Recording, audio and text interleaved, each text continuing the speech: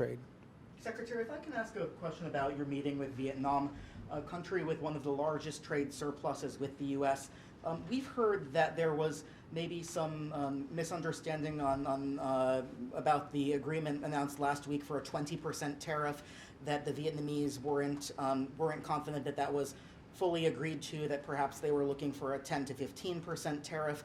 Was that an issue that they raised, trying to lower their tariff level? Was that the tariff an issue that they raised during the bilateral meeting? Well, the issue of trade was raised. I'm not the negotiator on trade, and neither is the foreign minister, and so we weren't here to negotiate a trade deal. I'll refer you to our trade negotiators as far as the status of that. Clearly, Vietnam feels that if they enter into an agreement with the United States, they want to have a tariff rate that's at least as good as, if not better, than other countries that don't have a trade agreement with us. But I'll leave, that I have to refer you to our negotiators, because I just don't know what the status of those negotiations are at this point. On that, the president did announce that there was an agreement reached with Vietnam, and yet Vietnam is saying that they never reached that agreement. So they must have raised this issue with you today. No, I mean that issue. We just wasn't a trade meeting. We didn't. I'm not saying it's not a relevant issue. It's just not what the purpose of our meeting was about today.